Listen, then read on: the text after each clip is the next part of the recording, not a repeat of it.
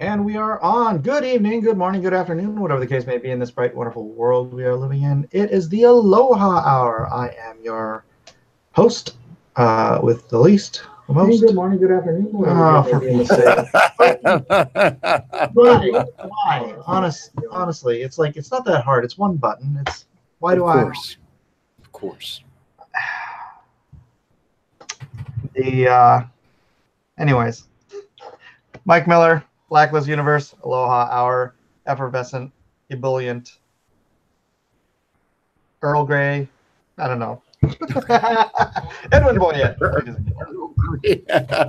Do I seem like I'm full of a tart bergamot? I had nothing. I need to start looking up e-words. I'm more of a English breakfast, or even Irish breakfast. It's got a nice malty flavor to it. Earl Now, Grey. Hot. my wife is big on the Earl Grey. Me, not so much. I don't like all the. It's got like a little bit of a citrus peel in it. It's called a bergamot, and it gives it that distinctive kind of astringence, which I don't much care for. Right on. Well, you've probably been busy all day, so let me. I did very little. Oh yeah. I meant to do some stuff. I've just been wiped out from the week, so I read some philosophy and I wrote some and listened to a little bit of YouTube, not a whole lot. Just kind of had a quiet, reflective day. Right on. That's good. I had a incredibly. I don't know. I was on YouTube all day. Yesterday we streamed like cooking all our Thanksgiving dinner, and we streamed right up into the point where we started eating, and then in the lulls I was reading the Adventures of Tom Sawyer. Oh. And so I streamed for about 8 hours yesterday. That was kind of nuts. Well, I've streamed for 7 hours if you include the cross examinations, and then if we do this for an hour, I will tie your record for yesterday. I just couldn't get off. So that's probably a bit too much information. Young man, this is not how we start our Aloha Hour. I thought you understand how things worked here. Well, we know that Aloha Hour is going to be chock full of awesome boomerness and full of poorly phrased statements. What do you call it? Much booming will occur. If and I was booming up my stream yesterday. Periodically, I would accidentally disconnect my microphone as I was getting up and down, so I was just lip syncing Tom Sawyer for 5 to 10 minutes on end. Right on. So let me catch you up since I've been doing this for 7 hours today. So last night, at your suggestion, at my wife's suggestion, at several people's suggestion, Black Friday deal, right? And I was like, I've been wondering what to do for days. I've been asking people on Twitter, what should I do for Black Friday? What should I do? And then just last night, I just somebody on a tweet said, hey, free signatures, the $80 tier, do a $50 tier. And I'm like, done. That's it. That's right there. Because I was really worried about hurting people that ordered earlier. Right. I don't. That's hard when you're offering discounts for like, get it now, and then like people are like, but I bought it at full price like 2 days ago. It's just that bothers me. So if somebody wants to like back out of the signed version and then get the signatures for free, go with God. Do your thing. That's fine with me.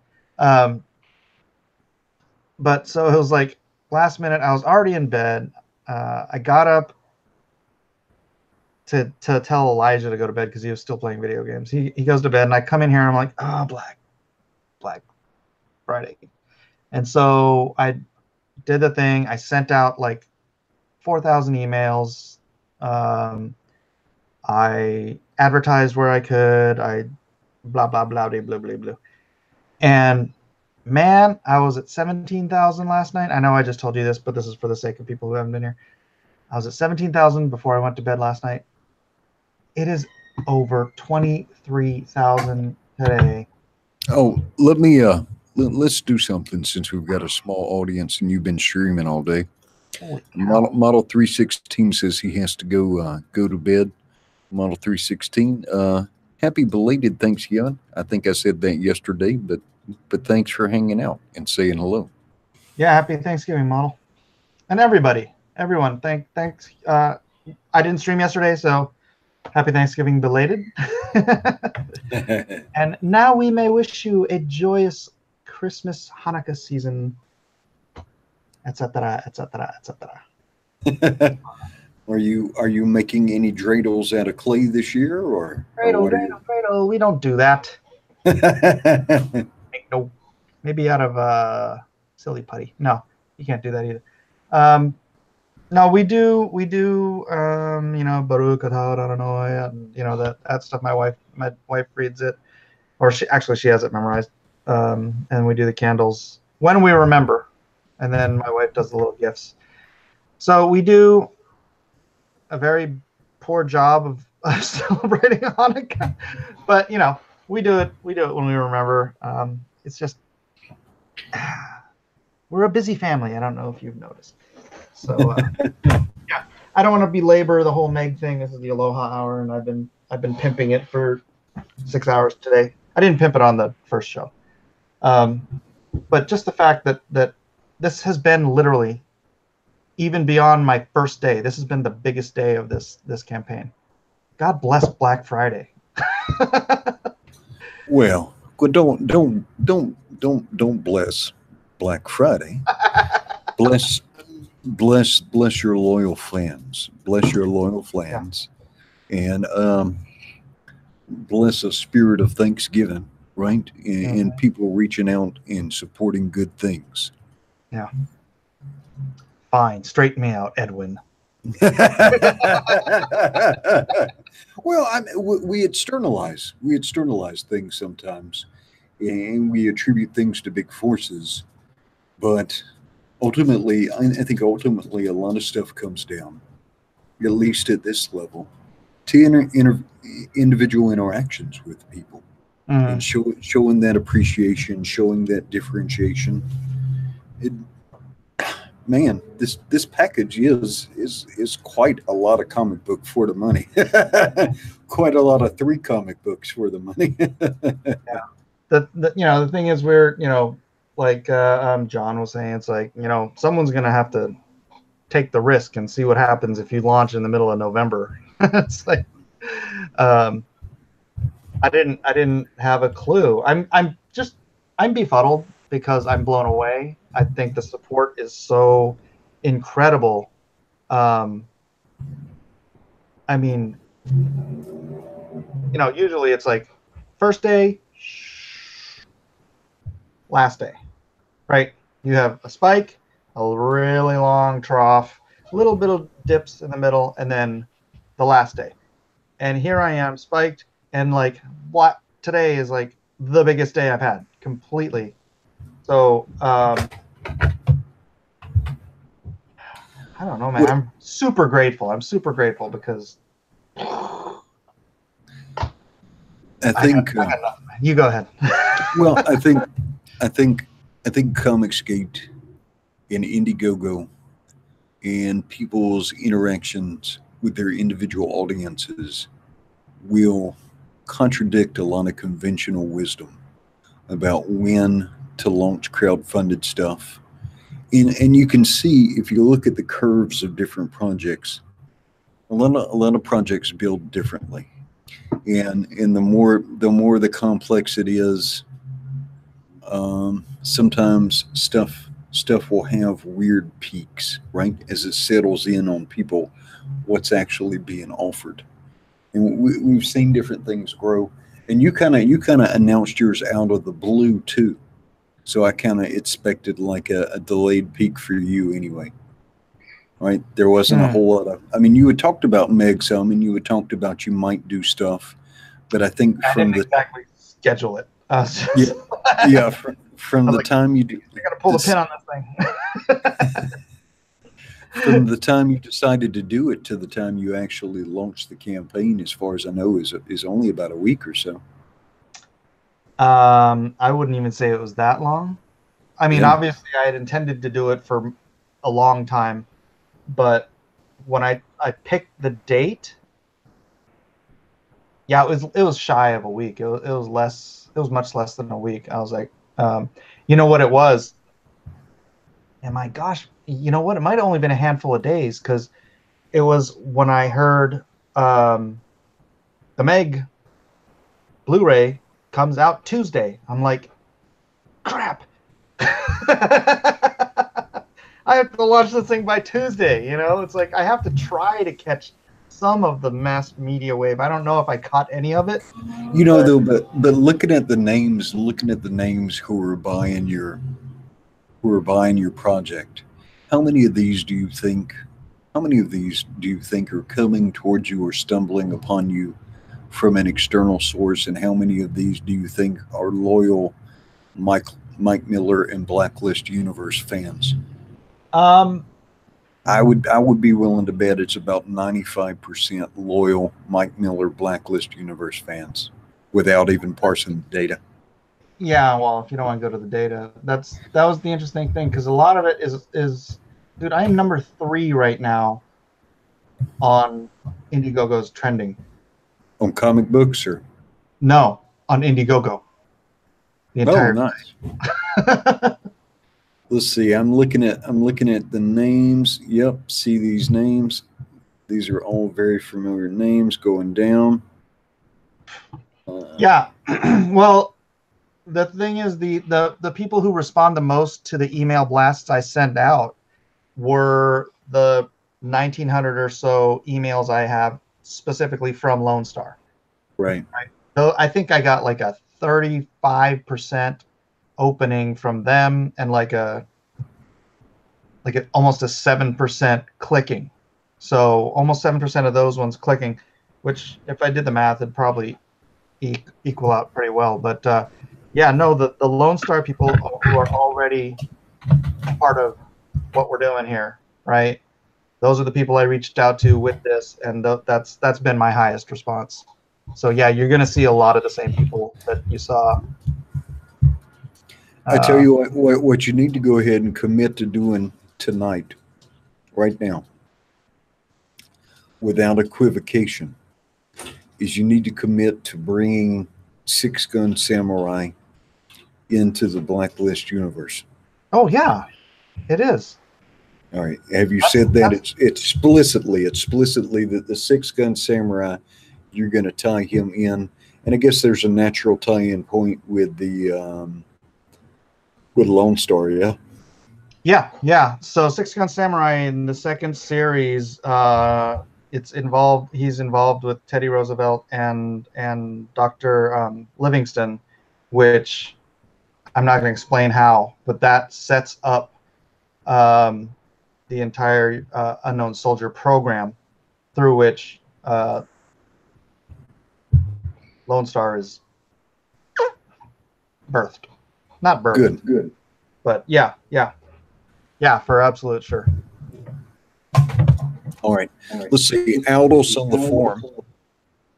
I'm hearing myself now. Why am I hearing myself?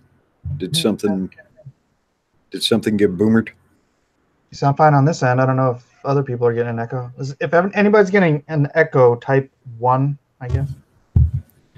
All right. Let's see. Aldous on the forum, just off Orwell Lane, says, need to deliver Lone Star. Don't worry about this. Lone Star's drawn. It's inked. It's, what is it? Letter is the last part? Letter's the last part. My letterer is my designer, so when he's done, printer. It goes to the printer. Yeah. Yep. So Aldous, don't worry. This is not holding anything up, but you're going to have, let's see, are you doing all the fulfillment yourself, all the boxing? Well, I've got some munchkins here that I'm going to force into slave labor, but other than that, yeah. Actually, I have a couple. My son has a couple friends I might hire if it gets a little too out of hand. Yeah. And so realistically, when is it going to the printer, you think? Well, if it wasn't for Thanksgiving, I he probably would have had it to me today. Okay. So hopefully early next week. Early next week, it goes to the printer. And then you fly for Japan on Tuesday, Wednesday. Wednesday. Wednesday. And then when do you come back Yeah, from so it should Japan? be. Yeah, should be. Actually, that's a good time for me to go to Japan because then it'll be at the printer. Right. It'll be. They said 2-week turnaround the printer. So I'll be back, and then a few days later I should get the shipment, and then back and ship and back and ship and sign and back and ship. Doing a lot of that for a while. So We'll see. When you think it'll come back from the printer again? I'm sorry.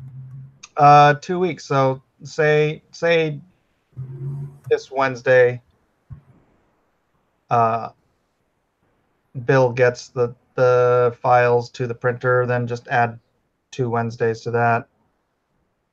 Assuming the 2 weeks turnaround is a set in stone timeline. And then crap, I gotta ship during Christmas season. All right. So you have got, how many backers did you wind up with? Over 2,000. 2,000. Some of those are doubled. 113. Yeah. So you got quite a few boxes to box up. A little bit. First world problems, man. First world problems. Yeah. Yeah. So I guess Aldos on the forum will say delivery was stated on the campaign as September 2018. It's November 2018. I love Mike's work and as backer number 1 of Lone Star, I feel I have gravitas.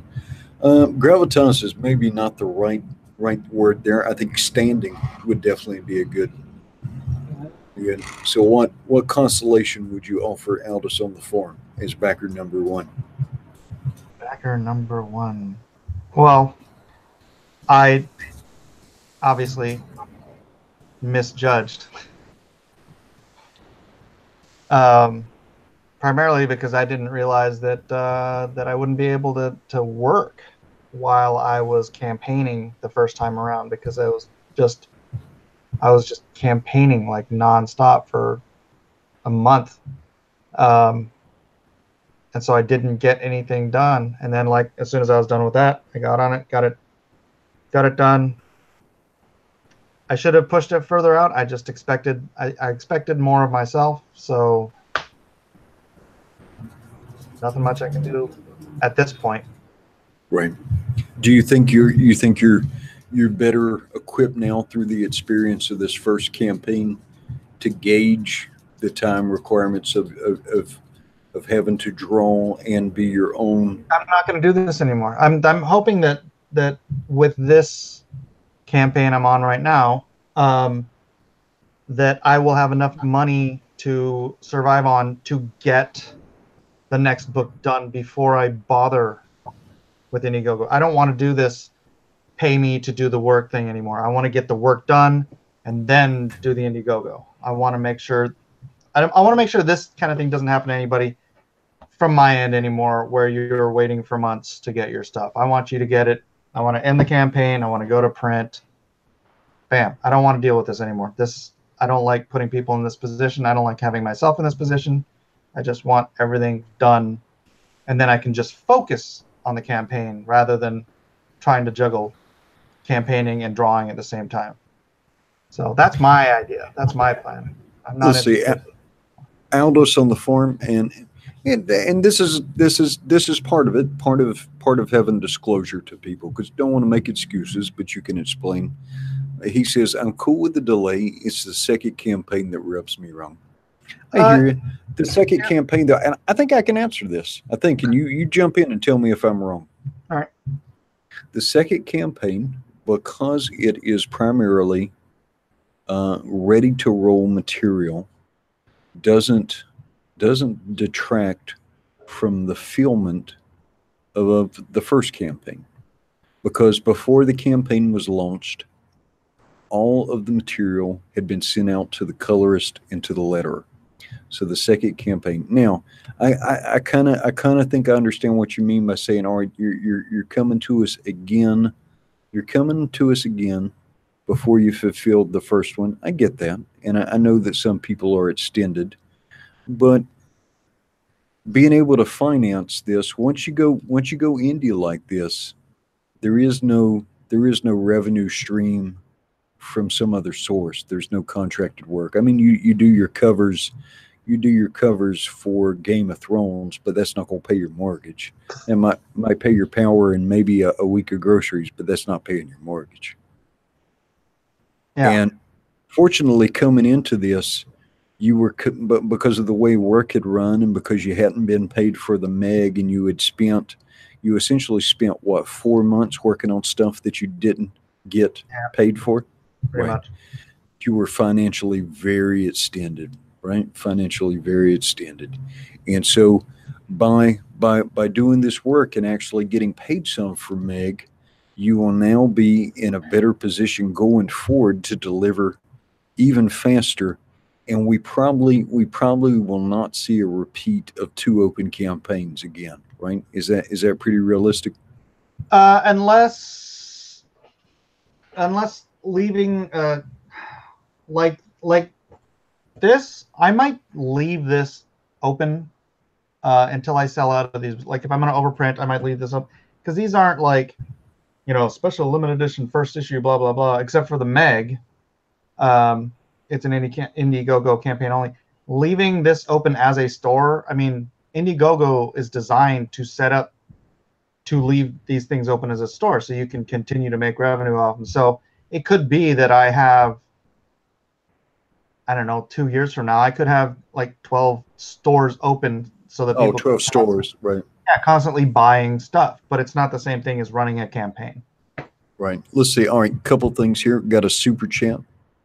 This is P Money for California, $6.99. He says, congratulations to Mike for his Black Friday success. Great job. And thank you to Edwin for opening up your home on Thanksgiving yesterday. The wife and I loved it. Nice.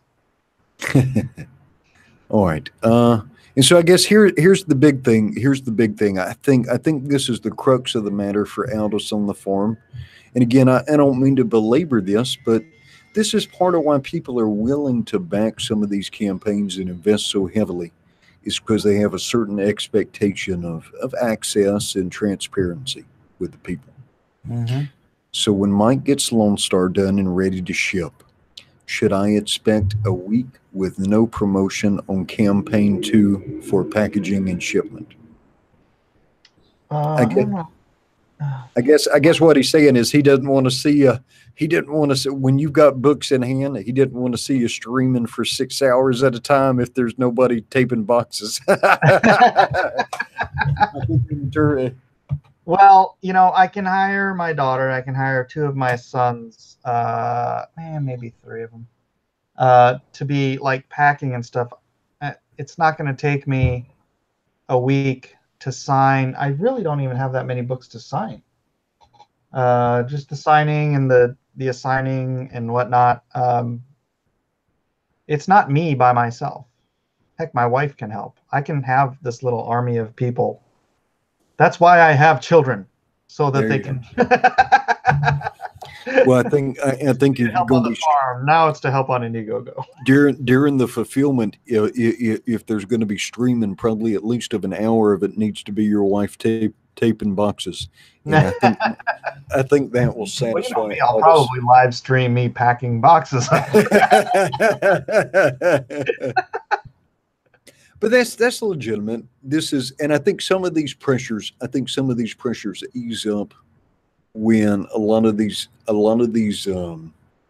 Indiegogos become fulfilled, because people have a lot of money out there. People have a lot of money out there. And I just want to say, Aldous, I don't blame you at all. I don't blame anyone who says I'm not going to buy anything from you until I get the first book. I'm totally freaking fine with that. I completely understand it. So bless you for helping me out on the first campaign, and this will be open as a store, even if you get the first book after this campaign is closed, which I don't know. You can do the math on that. It's gonna be close, huh? Um, then it'll still be open as a store. So no stress on my end, man. I appreciate your support on Lone Star, and I appreciate your support in for you being here, man. I appreciate it. So Yeah, he says, really appreciate you addressing the concerns, and lots of love. And this is what differentiates this movement from corporate comics. If you don't like what corporate comics is doing, you can write a tweet, or you can write a tweet, and probably what you can expect, maybe within 3 to 6 months, is a butthole picture. And if you don't like that, they might tweet you an FU, and that's about all you're going to get. yeah. Corporate comics, my friend. Corporate comics. Yeah. Uh, What do you think, man? You think they're gonna adjust, or do you think this is a pass? Do you think they believe that this is a passing wave and they can continue on down the path they're on?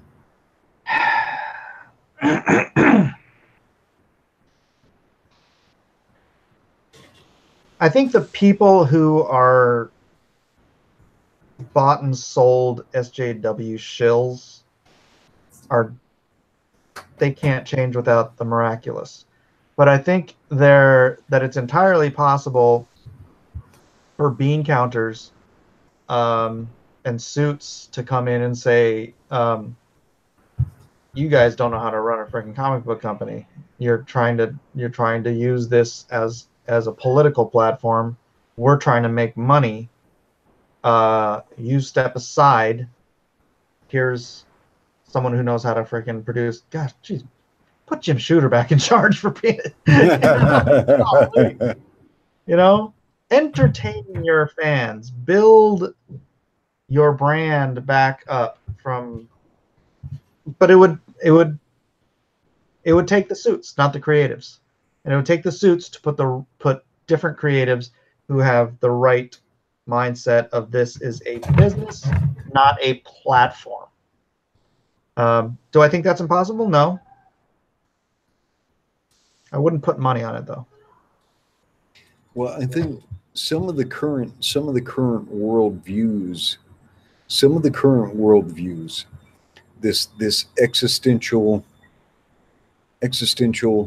postmodernist moral relativistic view does not match well with the idea of legends and heroes, and so the writers now tend to make heroes very small. Now, I don't mean make them depowered, and I don't even make them someone that you can have more empathy with or identify more with. They just make them very small and very vulgar in the very traditional sense of the word. I kind of did like a survey of some of the top selling comics. I just went on Comixology and I looked at what some of the top selling ones were, and I went back and through and read a couple, and it was almost completely uniformly disappointing. Batman was sad. I hear people raving about the Immortal Hulk. I thought it was sad. Iron Man was sad. There's the newest episode or issue of Iron Man almost kind of has a shot at Comicsgate in it too, if you interpret it that way. I mean, it's not about comics, but it's about a loud, abrasive, over entitled fan who feels he has some particular rights to something because he spent a whole lot of money. He's a SJW. No, he's what the SJW. He's what the SJWs proclaim that we are. Okay. So it's what they project we are. You mean? Yeah. Oh, my middle brother's in the chat. Aloha, buddy. Happy Thanksgiving. Up until last year, he was managing a retail store, so I imagine he's probably tickled pink not to have to work with that. Oh, Yeah. Oh, my youngest brother. Yeah, my youngest brother. Why I call him my middle brother. yeah. That was a couple years ago. I actually set up at a mall for like the whole Christmas season between Really? Black Friday and Christmas Day. I made a good Now, chunk of change, but boy, were you just running it like a solo convention, just doing like sketches and selling? prints. Yep. Just set up. My buddy Ed, he owns the biggest chain here in San Diego, and so he had the old Sports Authority uh, spot at the mall. Which Sports Authority, you know, it's huge. It's like giant sports warehouse, and they closed. And so he filled up that spot for the Christmas season, and he gave me this little. It was 9 feet wide by like 12 feet deep, sort of just like a little cubby, like my own little office. So I put up a little desk in the back where I could do commissions or whatever. And I sat there and I had all my metal prints lining the walls. And yeah. So, all right, mechanical questions. Mechanical questions. Are you going to use the same printer for the Meg and all that you're using for Lone Star? No, Lone Star is going to be printed domestically, or at least North America. It's going to be printed. The Meg, it's going to be printed. All of these books are going to be printed in China because it's going to save thousands, and probably 2 weeks difference in delivery time. Oh wow! So that's a shame that you can get something turned around from China faster than you can get it turned around domestically. no, it can't be. No, it'll take longer from China, but it'll be thousands of dollars cheaper. Cheaper, got it. Well, that's a tough one. You want to print domestically, but you want to be able to make some money and you want to be able to keep prices under control. Yeah, yeah.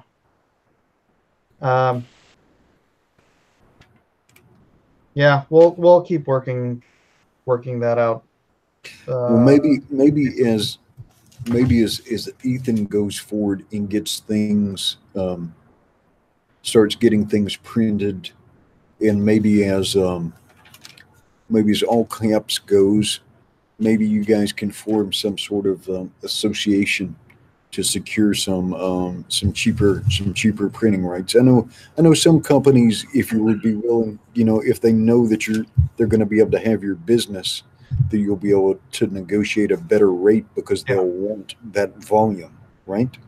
Yeah, Because but that volume has to be consistent. It can't be like, oh, you're doing 2 Indiegogos this year. It's got to be like a consistent flow of product in order to land some kind of a really good discount.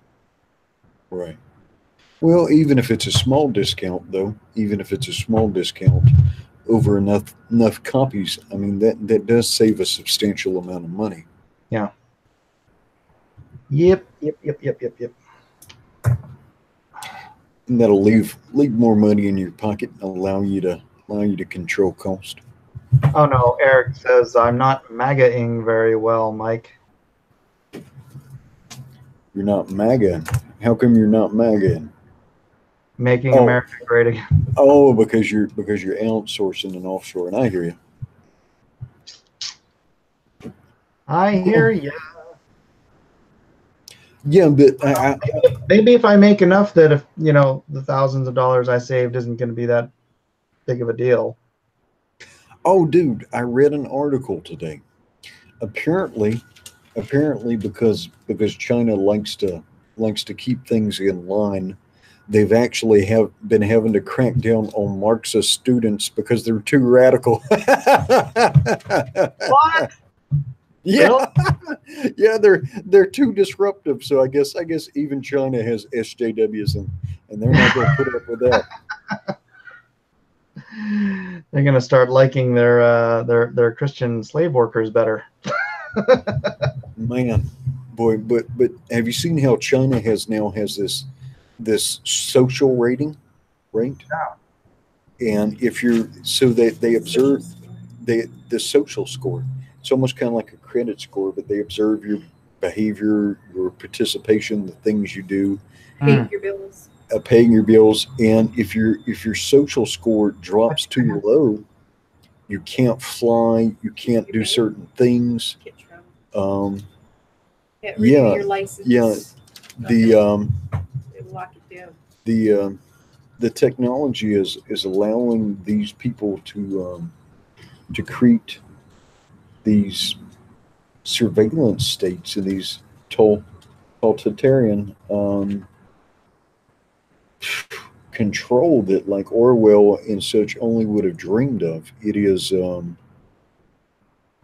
it's kind of crazy, and we can look forward to that ourselves. You see how all the different platforms have you seen how they updated the Twitter rules? Yeah, actually, I have it here. But going back to the China thing, yeah, I saw a video with a lady there. She was being interviewed by like an English fella asking her about that because yeah, they have everything you have on your phone, right? They have this, I think it's WeChat. It's like their social media, and it like literally it keeps track, and the government runs it, I think, and it keeps track of like everything, right? And the English guy was like, well, don't you worry about, the government having your personal information.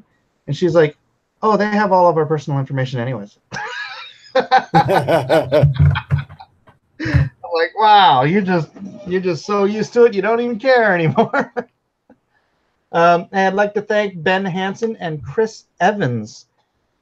Superman, Captain America apparently is buying probably not the same Chris Evans, but you never know. So thank you guys, and Anonymous and Anonymous and Anonymous. Thank you guys. Yeah, let me share that what you're talking about here. Bloop. Yeah, so there it is for everyone to see. Although let me I kind of forgot to lock it on my screen. You want to read that? Can you read it? Yeah, let's see. Repeated and or non-consensual slurs, epithets, racist or sexist tropes, or other content that degrades someone. We prohibit targeted individuals with repeated slurs, tropes, or other content that intends to dehumanize, degrade, or reinforce negative or harmful stereotypes about a protected category. Protected category. Sleep Farrakhan. Okay, and so protected categories are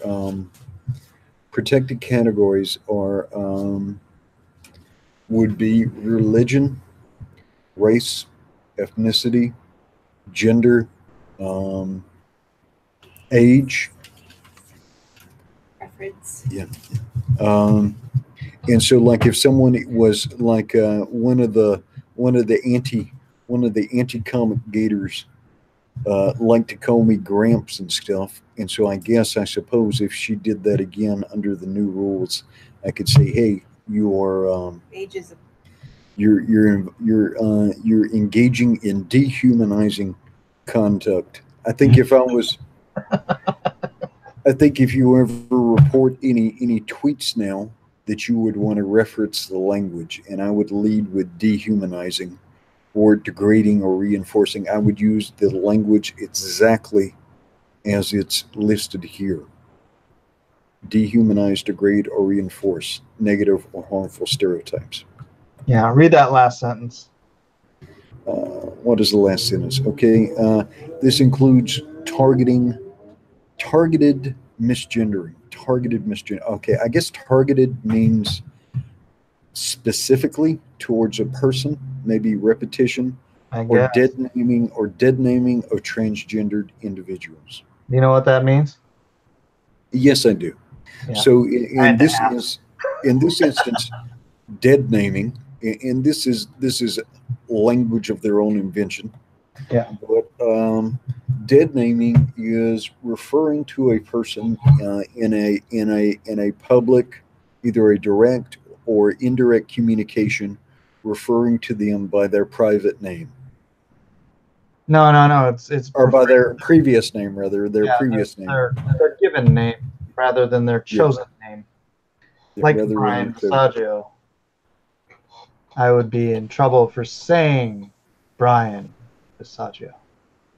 John Ian Wallace asked me. He says, "Edwin, doesn't all governments have our info anyway?" Uh, the United States government most assuredly has your information. It's your Yeah. particular information is not necessarily available to everyone in the U.S. government, but I would imagine somewhere in one of the NSA servers, every telephone call or every communication you've ever made, every electronic or digital communication is probably archived somewhere.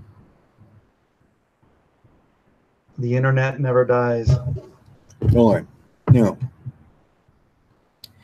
Twitter Twitter is a private company, well, a publicly traded company, but it's a private company, and people can look at it as a public utility. Certain people have talked about an internet bill of rights. Hey, can Mike? I need to step off the computer for a moment. I'll be back in about like 3 minutes. Be right back. I will just sit here in silence for 3. I'm just kidding. Yeah, what Edwin's talking about. Internet Bill of Rights. I don't know. Twitter, Facebook, all of these companies, they are privately owned companies, publicly traded, privately owned, but they're such institutions that they practically act like what do they call those things? Like public trusts. Is that the word? Is that the word? Like uh, telephone lines and whatnot, and they had to be broken up. I don't know. I don't know if you can break them up. Um, but if they're going to install these one-sided rules determined and designed to target people who the majority of the people who work there at Google or friggin' Facebook or Twitter, they just have their own personal perspectives, and they think the whole world should think the way they do, and so therefore, shutting down the free speech of other people who disagree with you, to them would be common sense. It's nothing to do with free speech. It's right versus wrong with them. And that's kind of the thing about free speech, is you have to be willing to allow people to say the wrong thing. You have to allow people the right to be wrong. You have to allow people the right to be stupid. You have to allow people the right to make mistakes, even to the detriment of their own lives and livelihoods. So it becomes this weird gray area where it's such a publicly used, broad-based institution that it almost goes beyond, like the concept of the private business or the privately held business, and it almost goes. I don't know. I'm for free enterprise. I'm for people being able to do what they want, and I'm against government interference. But if they're going to take something that, granted, they've built, gosh, I hate doing this because it's so anathema to everything I believe as a free market individual. But whether it is like Edwin was going to say, the Internet Bill of Rights, or some sort of regulation that brings the government in and says, hey, you can't freaking step on people's right to free speech, their right to be idiots. If you, whatever, however you deem that to be, you don't have the right to tell people not to do something if you are going to service the entirety of the population with your platform. Mike, I think you're operating under outdated assumptions. Entirely possible. As a philosophy, the free market is certainly interesting. At micro levels, we certainly have a free market. At macro levels, if you believe you live in a free market economy, you need to re-examine your assumptions. Well, if I do all my shopping at the flea market, I do live in a free market economy. which is at a micro level, but Yeah, even that is controlled by pressures and forces, right? Because the state regulates certain things about the free market, and some large business, like there used to be a swap meet across the street from me. This was if it was 30 years ago today, I could see the screen of a drive-in movie theater, right? And so, at a certain level, though, drive-in movies went the way of the dodo, and then that parking lot was used for a swap meet, what we call a flea market here, right? mm-hmm. That went on forever. Now it is a parking lot for the largest auto distributor here in Hawaii.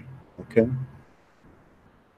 but because of different forces which control different things, in large market movers like Amazon and some of these other services, and people with immense wealth and government regulation, you're not even close to being in a free market anymore.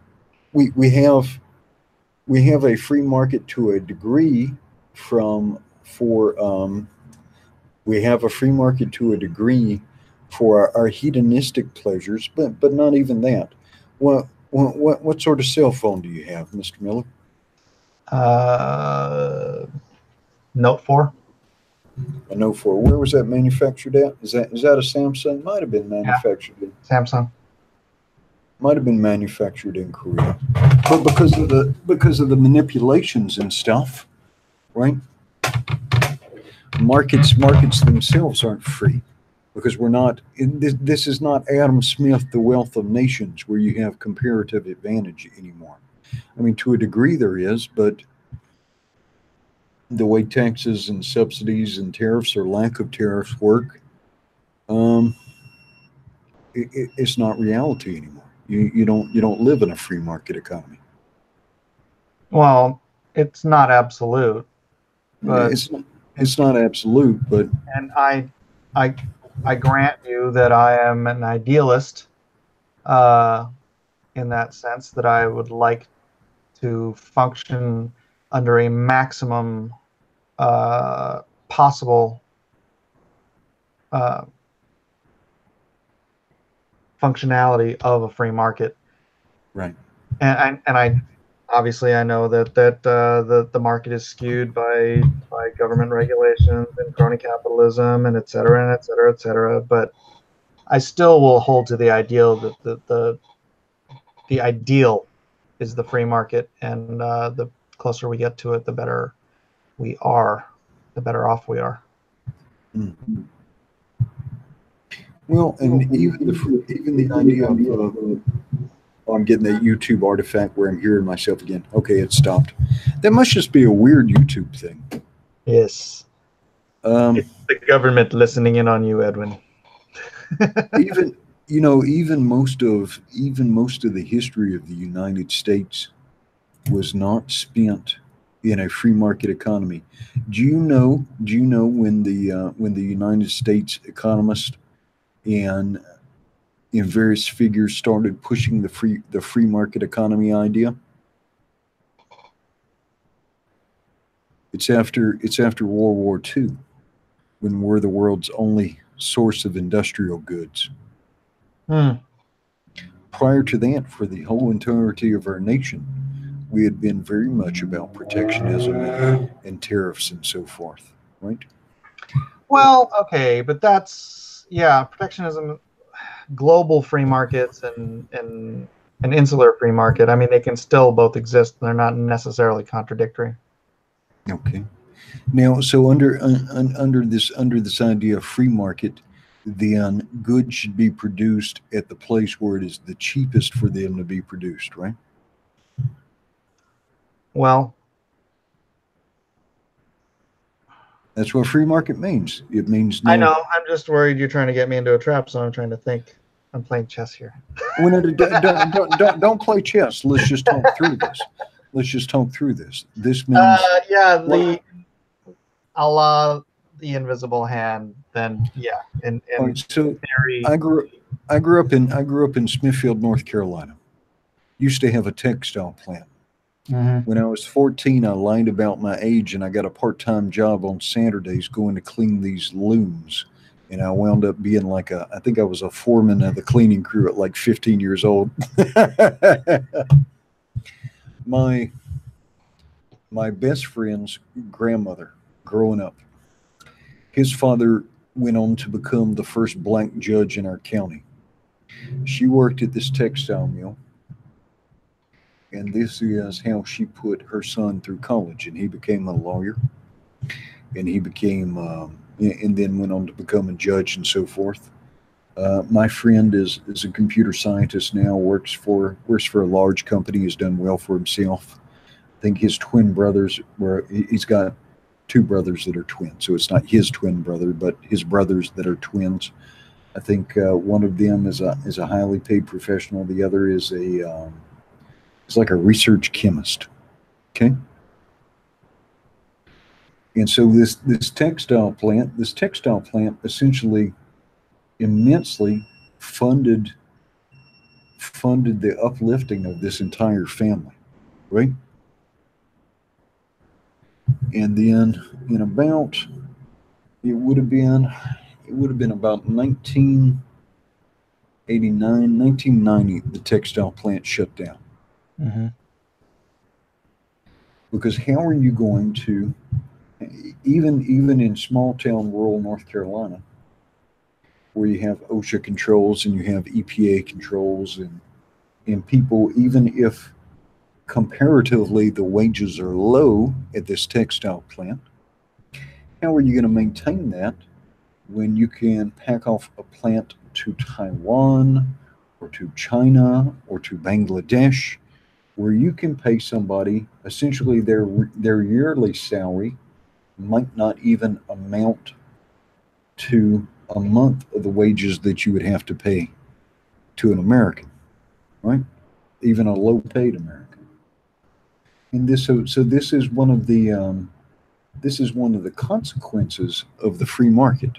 And so now the Department of Defense has determined that we actually have some national security deficiencies because some of the industrial backbone for some of the industrial infrastructure required for our warfighting capacity, we can't even make our own weapon systems anymore. Right. And this is an artifact. This is a consequence of free trade. It manifests at a national security level, and the economy and industrial capacity is national security. And I would imagine just about everything I have in this house here, probably, except for maybe the building materials themselves, probably 85% of it was manufactured overseas and then trucked in. And so we've had, this particular economy gives Americans the opportunity to acquire disposable and and cheap crap doodads at a low price, but undercuts our future way of life. And You know, have we made China better by financing it as a global world power? Have we made these people freer? Well, with their new technology, they're erecting a surveillance state, so they might even be less free now. They may feel freer, you know, in that the state allows them to go buy all kinds of doodads, right? They can go buy all kinds of doodads, but even then, even then, they won't let them consume all the degenerate stuff we consume. I think they banned some Korean pop, K-pop, because it was seen to detrimental to Chinese morals. So they're allowed certain hedonistic things, they're allowed consumerism, but aren't they any more free, right? Just because you can buy all kinds of crap, which are now dependent upon for your happiness, doesn't make you freer. In fact, it probably makes you more of a slave.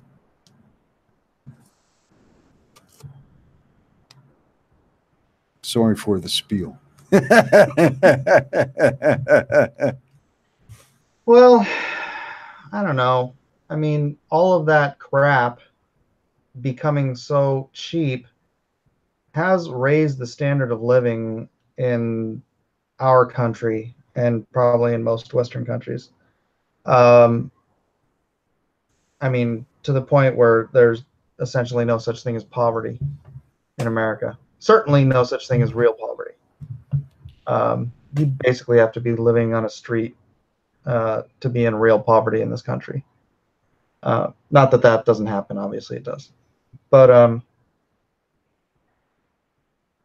I don't. Yeah, there's consequences to a free market, and those consequences, ideally, you know, there's no such thing as a perfect market. And you certainly, sure as hell, don't want to go into a planned economy. But you know, it's creation and destruction. I know it sounds trope, but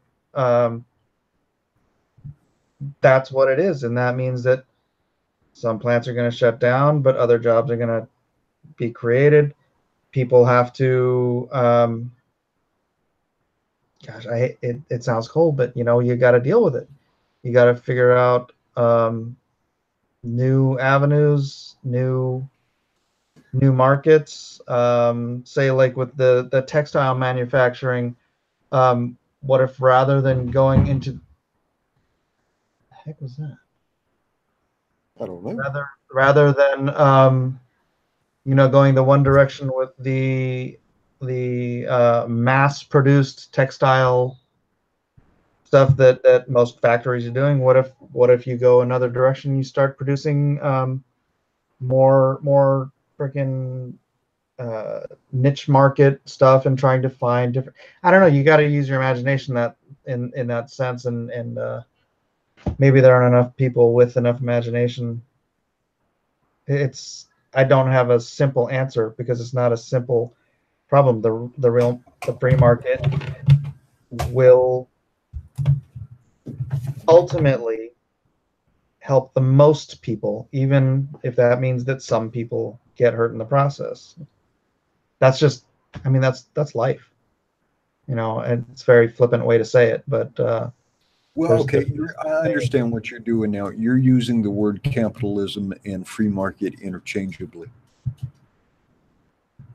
And I agree. I agree on capitalism will elevate the quality of life, potentially elevate the quality of life for most people. Um, what I would tell you is I don't think we actually exist in a free market economy anymore. The reason I say this is because such a few. All right, do you own any Disney shares? no. Who does Disney own? Time Warner, Marvel, Yeah, the board. A lot of our media is now owned by about 6 or 7 companies, right? Yeah. If you're old fashioned enough to get a newspaper, it's probably a Gannett newspaper and so forth. And so a lot of our choices. Hertz used to own like 90% of the newspapers in the entire country. Yeah, Hearst. I think a lot of our choices give us the illusion of freedom, but I don't know if it's, and let me not sound too anti-materialistic, right? My whole point on this is don't believe that possessions are freedom. Don't believe that because possessions are not freedom. They are absolutely not. Possessions are things that if you have them, they should bring you some joy, but their absence should not bring you sadness. You should not be slave. You should not be a slave to your possessions, right? And so then if you can look at it with some maturity like that, select things that do bring you, some real joy. Uh, Particularly for me as a reader, it's stories. And so when I back a lot of these or promote a lot of these Indiegogo projects, I'm looking at stories, because once a story is a new pattern or a retelling of an old pattern that that can kind of bring some non-perishable value to your life, right? If the pattern of the story is strong enough, it can resonate so powerfully with you, and set that power in its brain and manifest itself um, in your reason so strongly that the value of that story may be retained long after consuming it. Let's see. Money can buy you freedom. It cannot. It cannot. If you want to be free, you're free at this very moment, right? Because the only thing that you control, the only thing that you can control is your own reason and your own mind, right? And people can certainly detain you. People can take physical things away from you. But if you understand that the only thing that you control, that you truly control, is your reason, right? Your reason and your soul, right? Nobody can compel any change to that, right? They can certainly threaten you with things. They can remove your physical freedom, but you don't even control your material body. The only thing you can control is your reason and your soul. And so you were born free. If you choose to, you will live and die free. But no amount of material things, no amount of material things or lack of material things can give you your freedom or take it from you. It all starts and ends in the reason, in the mind, in your choices, in your soul and spirit, right? Was Christ free up on the cross? Mm-hmm. Yeah, yeah. He went up there. He went up there willingly, right? And that is probably our freedom, our freedom. And I understand this is kind of a deep concept for an Aloha chat. Black No, I Friday. was just thinking, man, on cross examinations today, we got into abortion, and it was like such a downer. I was like the whole thing. I'm like, Oh, and you've been having well, okay, all right. Well, let me bring it back around, because I don't want to bring people down. I don't want to bring people down. I absolutely don't want to do that. And I've been thinking about this though, because people get so caught up. People get so caught up during the holiday season, and I know a lot of people feel guilt if they can't buy for their children what they want. what these kids want, or if they can't buy for their loved ones. And then they have to go out. And I've been looking at the parking lot, and we live right across the mall. We live right across the mall, and man, the mall has been insane all day. Insane all day. All these people contesting with each other to get cheap stuff. So, but now I'm not anti-materialist. I mean, like, I like good tools. I like good stories. My wife and I eat pretty well, so I absolutely think and appreciate the value of material things. But the lack of the material things should not make you miserable, right? And I think a lot of people have been led to believe that the natural state of man in the absence of these material things is misery. Right? Where you're almost in the modern age, the last 100 years, where everybody is subjected to constant advertisements, right, that are assaults, and all these advertisements use like these psychological things to make people feel inadequate, right, in some way. And so what I'm telling you, when you decide what to spend your money on, think about what's going to give you some value. Think about what's going to pick you up. Think about what's going to leave a lasting impression on you, right? Leave you elevated or entertained in such a way that it lacks this, or that it gives you this long-lasting value for this money you've earned, this exchange you've made, right?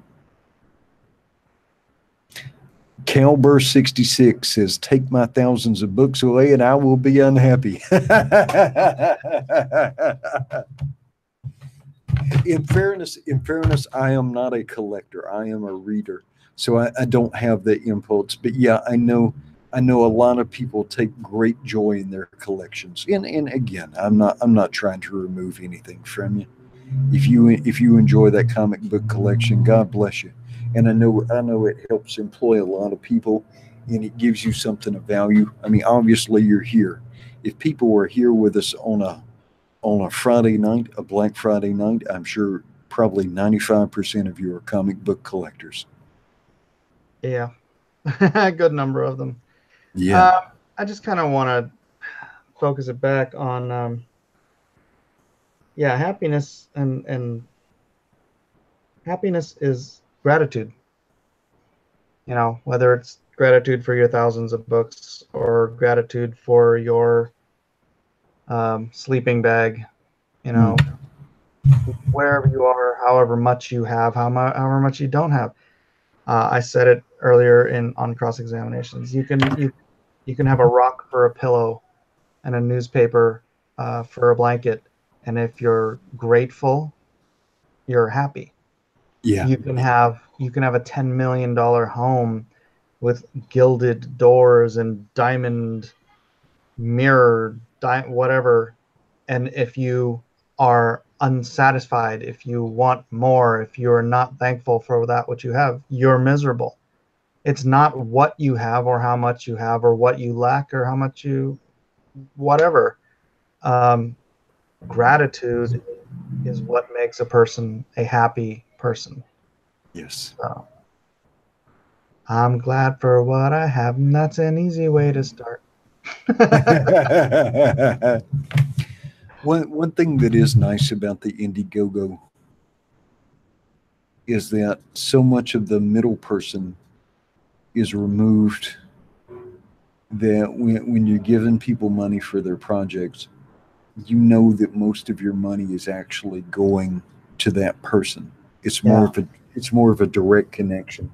Whereas if I walk into a comic book store, I know, half of that money is going to the comic book store owner, half of it is going to Marvel, and then so, my contribution to the individual writer or artist paycheck might just be like a penny or a 2 penny, depending on the number of copies that were sold. And so it's a very abstract relationship, and it's very diluted. And so this is the part of the free market I like, and this is the part of capitalism and the direct relationship that I like.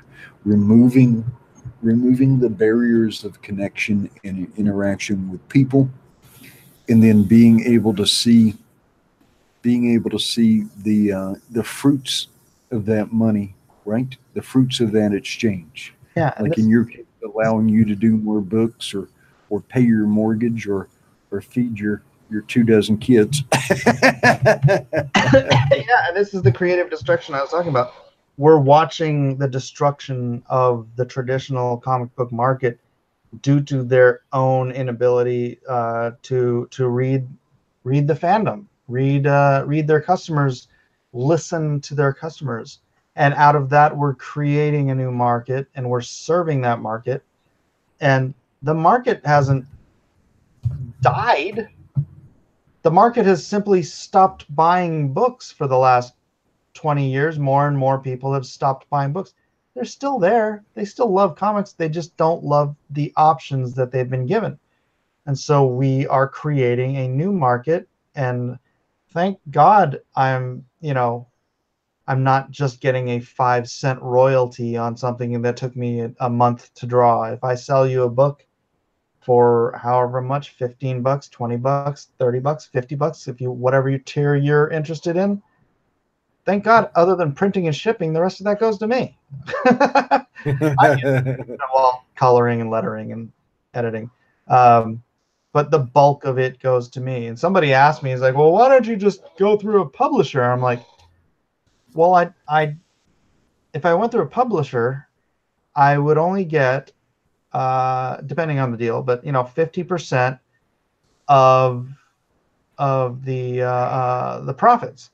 But when you buy a book, the retailer pays 40%, or the retailer pays 50%. The publisher gets 38 to 42%, depending on the deal they get. So the publisher gets only that out of if you pay them $5, they only get, right, $2, right? And then out of that, then they have to pay the printer, they have to pay everything, they have to blah, blah, blah, blah, blah. And then what am I going to end up with, after they manage to sell a few scant thousand copies? This is such a better method of delivering product into people's hands, even if it means that I have to sit there and pack and ship a bunch of stuff myself. Let's I'm not afraid of work. A couple of things from chat. Let's see. Steve Swanson said Orson Scott being blacklisted for being Mormon by fans with support from comic shops got me to drop a comic book habit of nearly a quarter a century. That was Superman. And then he said it was easier to drop the comics habit than people would realize. Scary easy, as in it should scare publishers to their souls.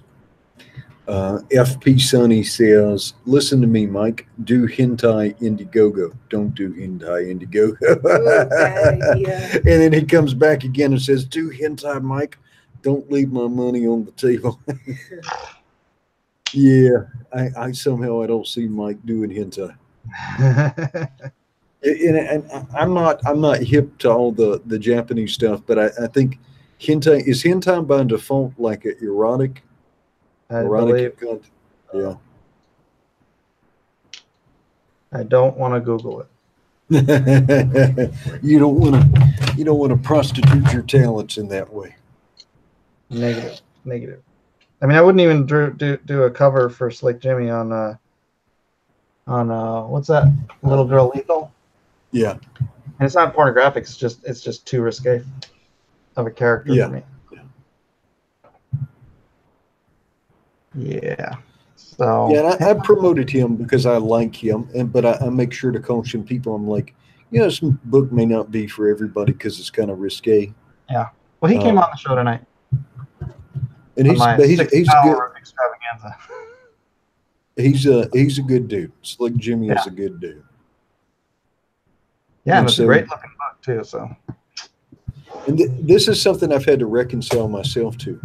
Not every single Comicsgate creator may be making a book that is oriented towards me, but if they have a good spirit, if they're trying to make something for the people who would like what they would make, and they've been a good member of the community, then I want to try and help them too. Yeah. And not just default to my own particular subjective analysis of their work. Yeah. Absolutely. Hey, let me announce I am over 101 Black Friday deals. Oh, wow. Yeah. So thanks everybody. You guys are the best. It's insane. It's insane. Let me see where you're at. Let's see. Oh, 23,546. Yeah, if that 4 and that 5 were reversed, it would be like 2, 3, 4, 5, 6.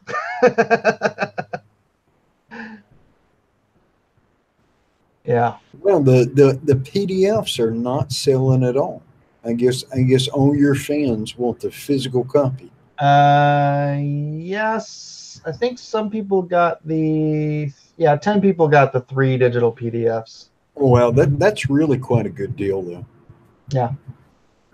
I think we did the math on that. That's cheaper than any corresponding product you can get on Comixology. Yeah, when you pile them all together. Yeah.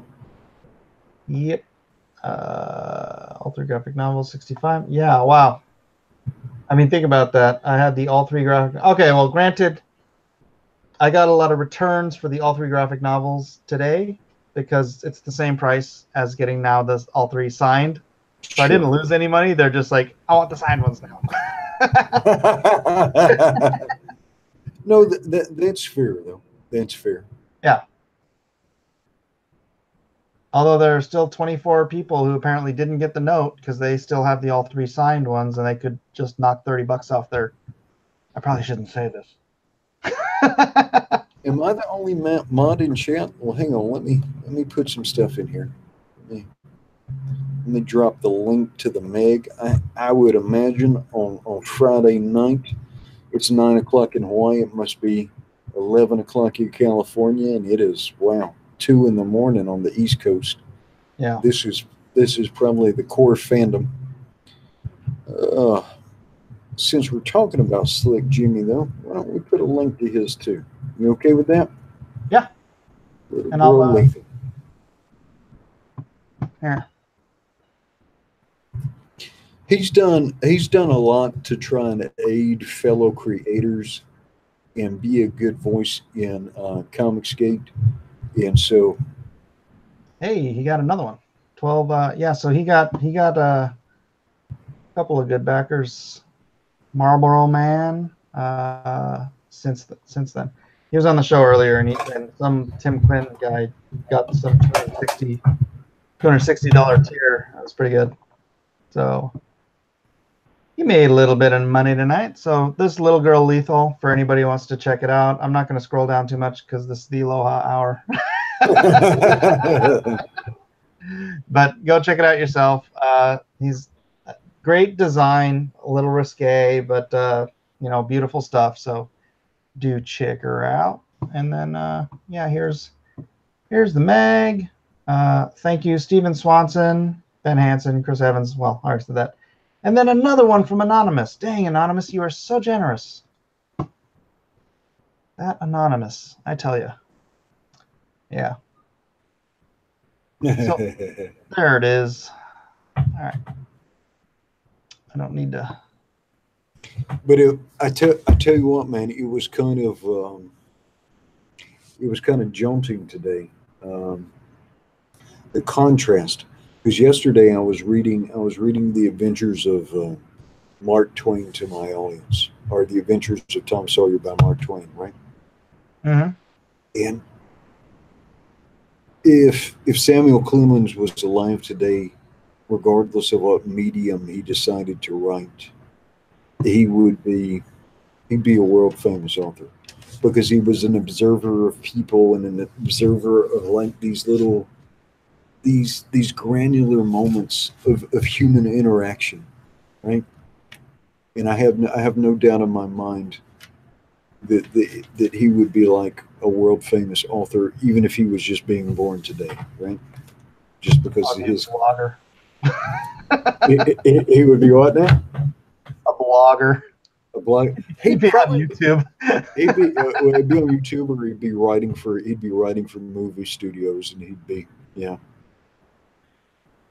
But so I read that, and then I woke up and I read some of Aristotle's Rhetoric and Topics, and so I was looking at logic and different stuff, and then I read some Plato.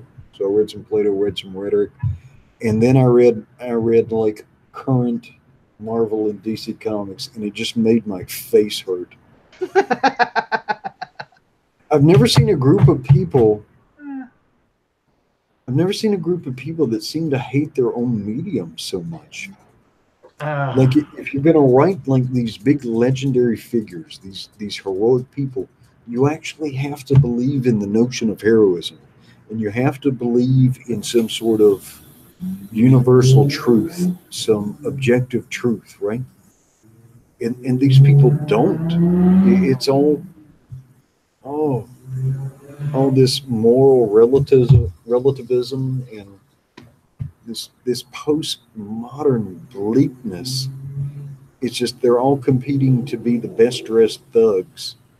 You just going for the, and it's all about like this existential search for identity, like in every single one. But none of them seem to want to just write a straightforward, um, entertaining comic book. I mean, the plot can have convolutions and stuff. That's not what I'm talking about. It's just they're trying to write like this deep philosophical, psychological uh, journeys through the madness of man, and it's just all like blow up, blow up. It's Perhaps like, they have deconstructed a hero to the point where there's nothing left to deconstruct. yeah, yeah, yeah. It's just this reduction. And you guys are going to be happy. You guys are going to be so happy when you get Lone Star, because Lone Star is pretty much the opposite of that. Yeah, I can't wait to get it out there. Yeah, yeah. All right, man, let's wrap this up. We've been about an hour. How long have we been at this? You're running out of gas. I see you Hour. slipping down into that chair. Well, yeah, it's 11:18 here. I want to hang out with the kids. Well, hang on. Hang Hang on, though. Before you go, let me pull up the Meg. Let me pull up the Meg. Let's take one last spin through the Meg. Do we have time? Sure. The Meg. Well, I said I was going to share. Where did you go? Where did you go, Meg? I pulled it out all by itself. Let me try it one more time. The Meg. What day gonna? My crazy thing isn't working right. It wants to share everything but the Meg. Huh? All right, let me load that up there. Refresh that. Because if you share your screen, you accidentally share the link to the Google Hangouts. So there we go.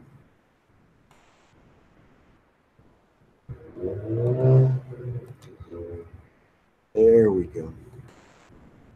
All right. So, What? if you only have the money to just get one thing, get SIXGUN Samurai. It is a great story, and I want to send a signal to Mike to get more of that done and get it tied in with Blacklist Universe. I just want to make sure that stays as a strong motivator for him. With that said, I've read through the first issue, the first part of Deal with the Devil about 3 or 4 times now, and that's really starting to grow on me too. This is probably not like a traditional superhero story. What would you classify Deal with the Devil as, Mike? More crime thriller, crime drama, I guess. And this is kind of interesting because there are heroics in all 3 of these, but properly speaking, none of these 3 titles are a cape book. You know what? I'm gonna need to get you the PDFs of the entire story for both of those, and just so you can read through them. And I think you're really gonna like Deal with the Devil when you read through the end. Cool. Well, I bought I bought a couple of each at the more expensive. If you buy it from Comixology, it's more expensive. Yeah. I'll just give you the Dropbox to the PDFs I've got. I just wanted to be able to talk about it intelligently. Yeah. Yeah. All right. But how much longer is the Black Friday deal going on? When do you end that? You know what? I'm just gonna let it ride till I get up in the morning, and I'll shut it off. All right. So this is the one to look at. This is the one to look at. If I can leave this with you, if you get the Black Friday deal, this is all three of the graphic novels signed. Okay. So between the three books, you're going to get 400, and was it 443 or what was the final page count, Mike?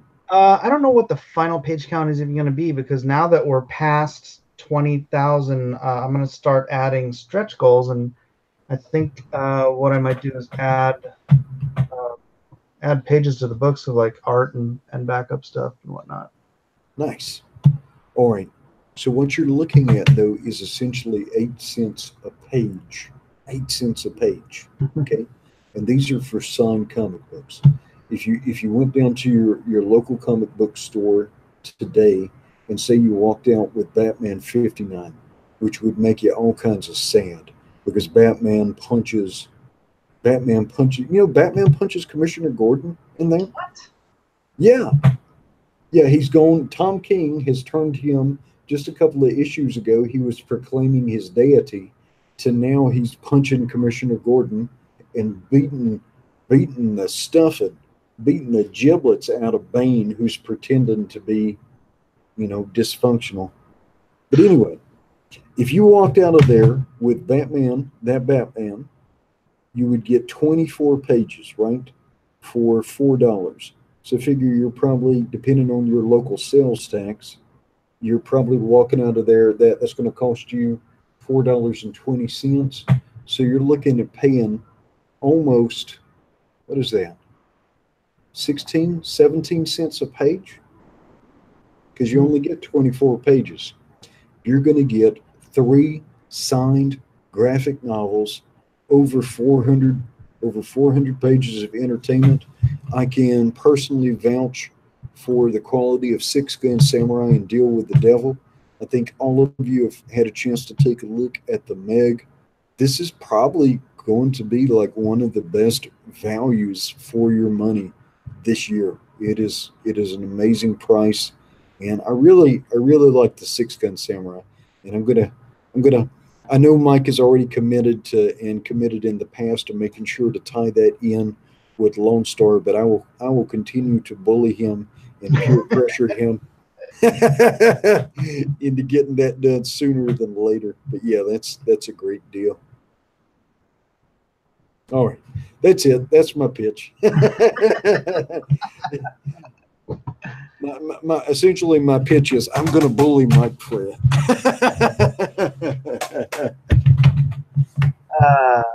Yeah, it's been just a fantastic day. I want to thank everybody. I know I've been talking on.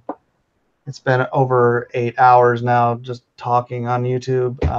My family probably misses me, but I just want to say thanks to everybody who supported this today.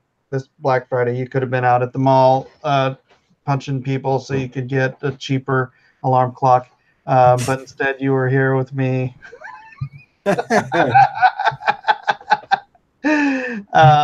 And Edwin, and spending your time with us, and just supporting these original books.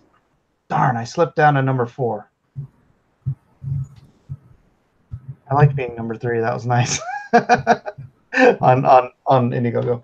Anyways, thanks again everybody for being here. Thank you for your support. We love you all. And Edwin now is going to give his wonderful soliloquy on being a better human being. Well, you were made, each of us, and you too, were made in the image of your Creator. And your Creator's plan for you was not unhappiness, was not suffering, it was not misery. That wasn't what was chosen for you.